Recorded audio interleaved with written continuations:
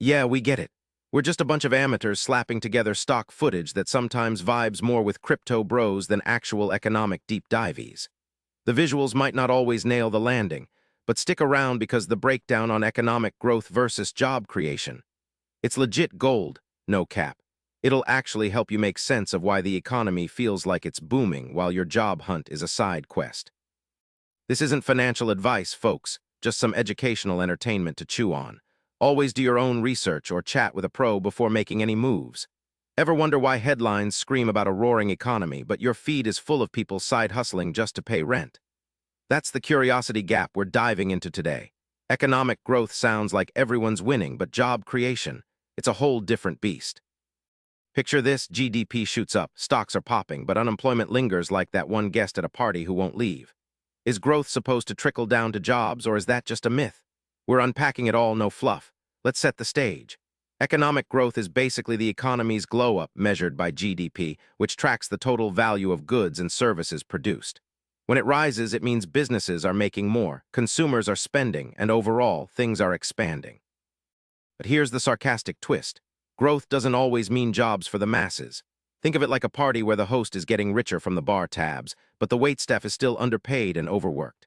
From what we see in trends like discussions around trickle-down economics, the idea is that benefits from big corporations and investments should flow to everyone, policies like tax cuts for the wealthy, right?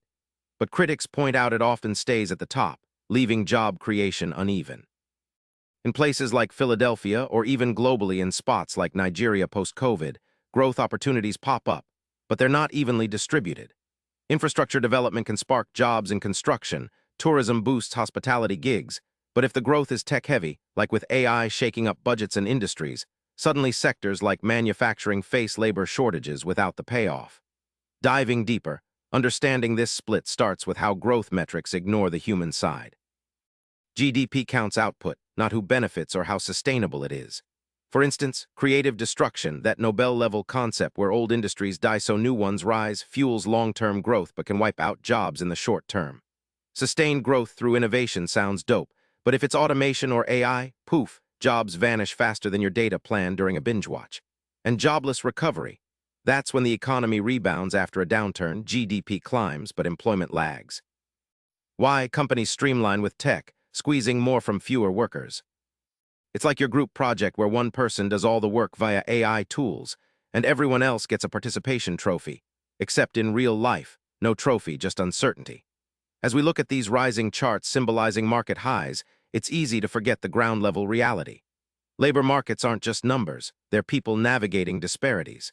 Take black-white gaps in outcomes, persistent discrimination, and unequal bargaining power mean growth doesn't lift all boats equally. Models show that without addressing that, job quality suffers, affecting the whole economy. Good jobs aren't just paychecks, they're stable with benefits, fair wages.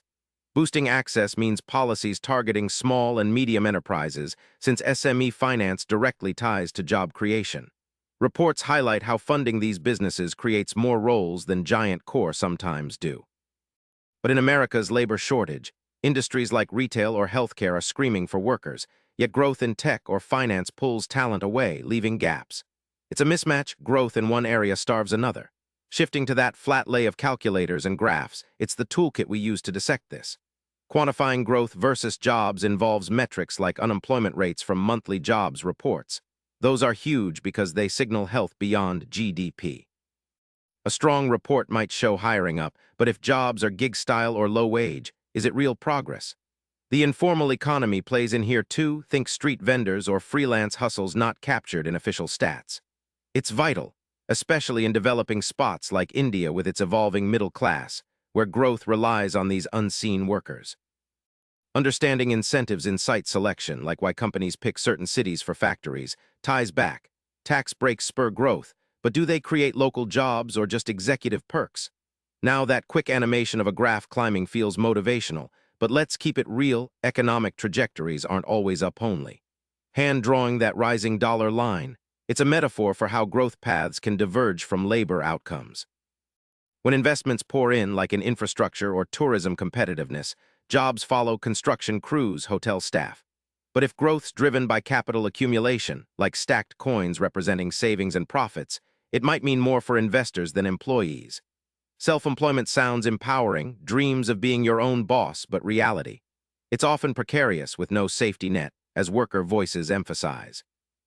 Interactive trading visuals like this scream high-stakes finance, but tie it to jobs. Bullish markets can signal expansion, leading to hiring, yet crypto trends or stock surges often benefit the already wealthy, widening inequality at the top.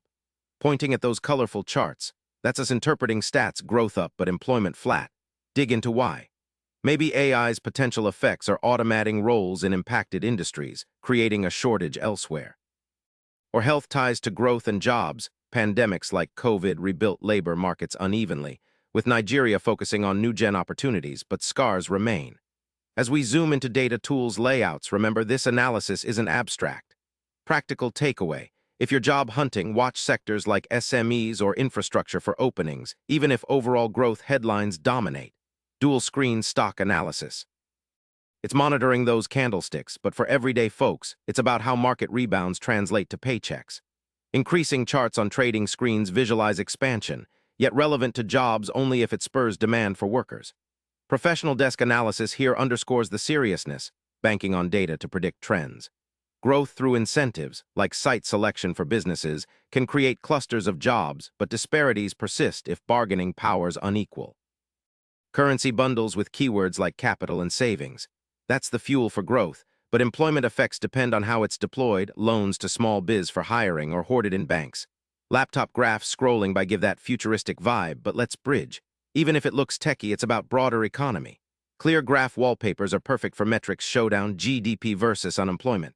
Writing on whiteboards, sketching out connections like how job quality boosts the whole system. Money keywords with profit visuals illustrate the dream, but income implications of growth often favor the top.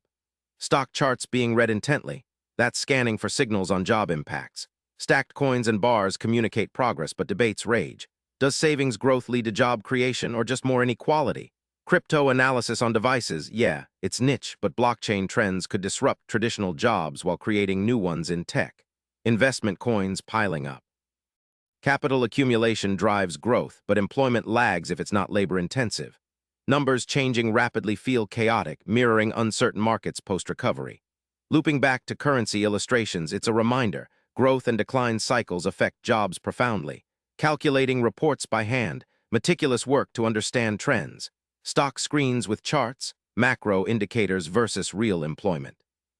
Tablet crypto trends, okay, not every visual's a perfect fit for jobs, but think of it as volatile growth sectors pulling investment from stable job creators.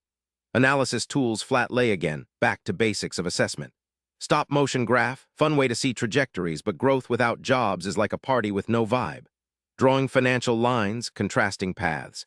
Interactive crypto trading, bullish energy, but tied to business expansion needing workers.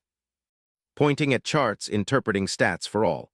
Tablet gestures on data, financials analyzed, but for economy-wide job insights. Charts and calculators, quantitative backbone. Dual screens on markets, stock analysis informing policy on jobs. Trading increases, expansion visuals. Desk professional, analyzing for decisions impacting employment. Currency bundles, capital ties. Laptop graphs, economic monitoring. Chart wallpaper, metrics presentation. Whiteboard writing, explaining connections. Money keywords, income illustrations. Reading stock charts, signal hunting. Stacked coins, progress debates. Crypto trends, disruption potential. Investment concepts, accumulation effects. Changing numbers, market uncertainty. All right, wrapping this up, we've hooked into why economic growth and job creation aren't always BFFs. Recap. Growth via GDP measures output, but jobs depend on factors like SME finance, job quality, AI disruptions, informal economies, and recoveries that can be jobless. Disparities from discrimination or unequal power mean not everyone wins equally, and trends like infrastructure or tourism can bridge the gap if done right.